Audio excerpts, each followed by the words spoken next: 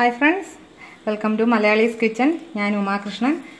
ഇന്ന് ചക്ക തീയൽ. ചക്ക എന്ന് പറയുമ്പോൾ നമ്മൾ നോർമലി ഉള്ള ചക്കയല്ല, ശീമച്ചക്ക എന്ന് പറയും. അപ്പോൾ നോർമലി നാട്ടുമ്പുറത്തും ഒക്കെ ഉള്ള ചെറിയ ചക്കയാണ്.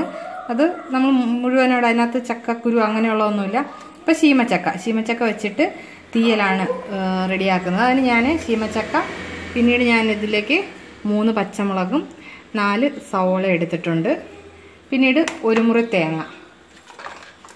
ഇപ്പം നമുക്ക് ആദ്യം തേങ്ങ ഒന്ന്, എല്ലാവർക്കും അറിയാം, നമുക്ക് തീയലിനൊന്ന് വറുത്തെടുക്കണം. ഇത് ഞാൻ തീയലിന് 1 തേങ്ങ ഫുൾ എടുത്തിട്ടുണ്ട്. 1 മുറി തേങ്ങയല്ല, 1 ഫുൾ തേങ്ങ ഞാൻ എടുത്തിട്ടുണ്ട്. ഇത് നമുക്ക് നന്നായിട്ടൊന്ന് വറുത്തെടുക്കണം. എല്ലാവർക്കും അറിയാം, തീയലിൻ്റെ പാകത്തിന് നമുക്ക് ഈ തേങ്ങ ഒന്ന് മൂപ്പിച്ചെടുക്കാം. നമുക്കിതിലേക്ക് കറിവേപ്പില ചേർത്ത് കൊടുക്കാം. പിന്നെ ഈ ടൈമിൽ വെള്ളം ഒന്ന് ജസ്റ്റ് ഈ തേങ്ങയുടെ, ഞാൻ മിക്കപ്പോഴും പറയാറുള്ളതാണ്, തീയലിൻ്റെ റെസിപ്പിയിൽ നമുക്ക് തേങ്ങയുടെ ആ ഒരു ഈർപ്പം മാറിയതിന് ശേഷം വറ്റൽമുളകും മല്ലിയും ചേർത്ത് കൊടുക്കാം. അങ്ങനെ മുഴുവനായിട്ട് ചേർക്കുന്നവർക്ക്. അതല്ലാന്നുണ്ടെങ്കിൽ നമുക്ക് വറുത്ത മൂപ്പ് വാങ്ങുന്നതിനൊരു 2 മിനിറ്റ് മുമ്പ് നമുക്ക് മല്ലിപ്പൊടിയും മുളക് പൊടിയും ചേർത്ത് കൊടുക്കാവുന്നതാണ്. ഈ കൂട്ടത്തിൽ ചെറിയ ഉള്ളിയും അരിഞ്ഞ് ചേർത്ത് കഴിഞ്ഞാൽ തീയലിന് വളരെ ടേസ്റ്റാണ്. ഞാനിപ്പോൾ സവോളയുടെ അളവ് കൂട്ടിയെടുത്തത് കൊണ്ട് ഞാനിപ്പോൾ ഇതിലേക്ക് ഉള്ളി ചേർക്കുന്നില്ല. ഇതിപ്പോൾ നമുക്ക് എന്തായാലും നന്നായിട്ട് വറുത്തെടുക്കാം.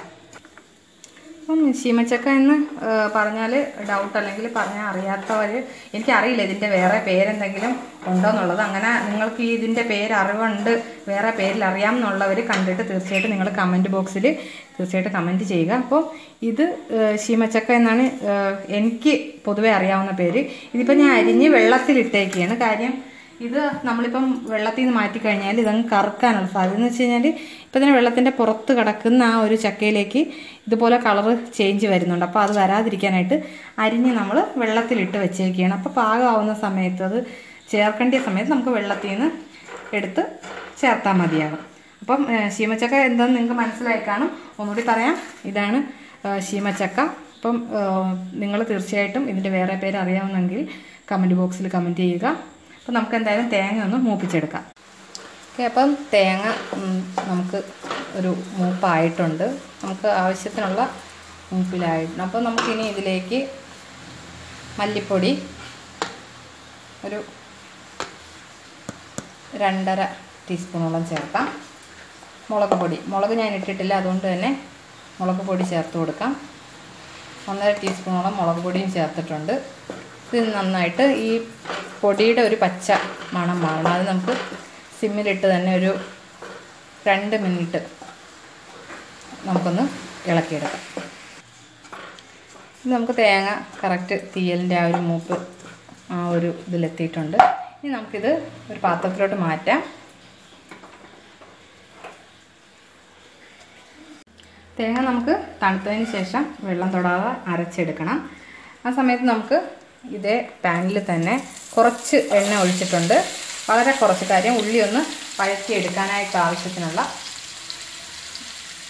ഓയിൽ അല്ലെങ്കിൽ വെളിച്ചെണ്ണ ഞാൻ ഇതിനകത്തേക്ക് ഒഴിച്ചിട്ടുണ്ട്. ഇതിനി നമുക്ക് ജസ്റ്റ് ഉള്ളി ഒന്ന് നന്നായിട്ടൊന്ന് വഴറ്റിയെടുക്കണം. അതിൻ്റെ ആ വഴറ്റിയെടുക്കാൻ ഉള്ള പരുവത്തിന് നമുക്ക് ഉപ്പ് ചേർത്ത് കൊടുക്കാം, പെട്ടെന്നൊന്ന് വഴഞ്ഞ് കിട്ടാനായിട്ട്. അപ്പം കുറച്ച് ഉപ്പാണ് ചേർത്തിട്ടുള്ളത്. പിന്നീട് നമുക്ക് ടേസ്റ്റ് അനുസരിച്ച് ചേർത്ത് കൊടുക്കാം. ഇപ്പം ഏകദേശം ഒന്ന് സവോളയൊന്ന് വാടിയിട്ടുണ്ട്. ഇനി നമുക്കിതിലേക്ക് മഞ്ഞൾപ്പൊടി 1/4 ടീസ്പൂണോളം മഞ്ഞൾപ്പൊടി ചേർത്ത് കൊടുക്കാം. ഇതിലേക്ക് അരിഞ്ഞ് വെച്ചിരിക്കുന്ന ശീമച്ചക്ക ഞാൻ വെള്ളത്തിലിട്ട് വെച്ചേക്കാണ്. അതും ഇതൊന്ന് നമുക്ക് ഇതിലേക്ക് ചേർത്ത് കൊടുക്കാം. നമുക്ക് നന്നായിട്ടൊന്ന് മിക്സ് ചെയ്ത് കൊടുക്കാം. ഇനിയിപ്പോൾ ഇതിന് പെട്ടെന്ന് ശീമച്ചക്ക പെട്ടെന്ന് വേവും, ചെറിയൊരു ആവിയിൽ തന്നെ ഇത് വെന്ത് വരും. അപ്പോൾ ഉള്ളിയിലുള്ള ഒരു വെള്ളവും, പിന്നെ ഇപ്പം ഞാൻ വെള്ളത്തിൽ നിന്നാണ് ശീമച്ചക്ക എടുത്തിട്ട്, അപ്പോൾ അതിൻ്റെ ഒരു ഈർപ്പവും ഒക്കെ വെച്ചിട്ട് ഒരു ആവിയിൽ ഒരു 2 മിനിറ്റോളം നമുക്കിതൊന്ന് അടച്ച് വയ്ക്കാം. അതിന് ശേഷം നമുക്ക് വെള്ളം ചേർത്ത് കൊടുക്കാം. ഏകദേശം ചക്ക ഒന്ന് ചെറുതായിട്ട് വാടിയിട്ടുണ്ട്. ഈ സമയത്ത് നമുക്ക് അരിഞ്ഞ് വെച്ചിരിക്കുന്ന തക്കാളി, ഞാൻ 2 തക്കാളി എടുത്തിട്ടുണ്ട്. അപ്പം തക്കാളിയും ഇട്ട് 1 കപ്പ് വെള്ളം. 1 കപ്പ് വെള്ളം എന്ന് പറഞ്ഞാൽ ഇതൊന്ന് ജസ്റ്റ് മുങ്ങിക്കിടക്കുന്ന ഒരളവനുസരിച്ച് നമുക്ക് വെള്ളം ചേർത്ത് കൊടുക്കാം.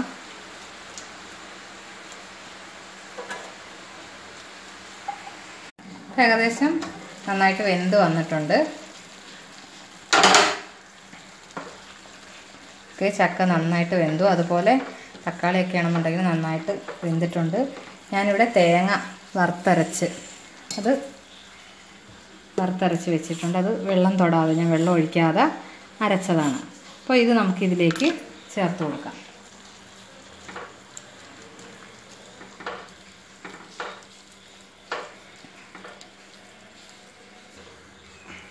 ഇപ്പോൾ തേങ്ങ ഇട്ട് നന്നായി ആ തേങ്ങയും ചക്കയൊക്കെ ഒന്ന് നന്നായിട്ട് പിടിച്ചിട്ടുണ്ട്. ഇനി നമുക്കിതിലേക്ക് പുളിവെള്ളം, ഞാനൊരു നാരങ്ങ വലുപ്പത്തിൽ പുളി എടുത്തിട്ടുണ്ടായിരുന്നു. നമുക്ക് ആവശ്യത്തിന് പുളിപ്പനുസരിച്ച് ചേർത്താൽ മതി. തീയലാണ്, തീയലായതുകൊണ്ട് തന്നെ നമുക്ക് പുളി അധികം വേണ്ട. ഞാൻ ഏകദേശം പിഴിഞ്ഞതിൻ്റെ പകുതിയോളം പുളിവെള്ളം ഒഴിച്ചിട്ടുണ്ട്. ഇനി നമുക്കിതിലേക്ക് ഉപ്പ് ആദ്യം നമ്മൾ കുറച്ചേ ഇട്ടിട്ടുണ്ടായിരുന്നുള്ളൂ. നമുക്കിനി ടേസ്റ്റ് അനുസരിച്ച് ഉപ്പ് കൂടി ചേർത്ത് കൊടുക്കാം. നമുക്ക് കുറച്ച് വെള്ളം കൂടി ചേർത്ത് കൊടുക്കാം. നമുക്ക് നന്നായിട്ടൊന്ന് മിക്സ് ചെയ്യാം. പുളി നന്നായിട്ടൊന്ന് പിടിക്കണം. ഒരു മിനിറ്റ് നന്നായിട്ട് തിളക്കട്ടെ. ഹൈ ഫ്ലെയിമിലിട്ട് നമുക്കൊന്ന് അടച്ച് വെച്ച് വെയിറ്റ് ചെയ്യാം. ആ സമയത്ത് നമുക്ക് കടുക് താളിക്കാനുള്ളതും കൂടി എടുക്കാം. അപ്പം കടുക് വറുക്കാനായിട്ട് ഞാൻ വെളിച്ചെണ്ണ ഒഴിച്ച് വെച്ചിട്ടുണ്ട്. അതിലേക്ക് നമുക്ക് കുറച്ച് ഉലുവ ഇട്ട് കൊടുക്കാം. അതുപോലെ കടുക്,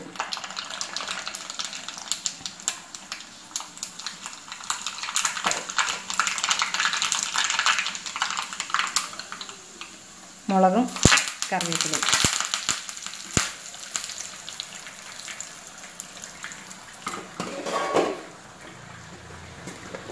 ഏകദേശം കടുക് പൊട്ടിയിട്ടുണ്ട്. നമുക്കിതിലേക്ക് ഒരു നുള്ള് മുളക് പൊടി ചേർത്ത് കൊടുക്കാം. അത് ഒരു ടേസ്റ്റുമാണ്. അതുപോലെ നമ്മൾ കടുക് താളിക്കുന്നത് കുറച്ച് നല്ല കളറായിട്ട് കിട്ടുകയും ചെയ്യും. ഓഫ് ചെയ്യാം. നമുക്ക് ഇത് ഞാൻ തീ ഓഫ് ചെയ്തു. ഇതിലേക്ക് ഒഴിച്ചു കൊടുക്കാം.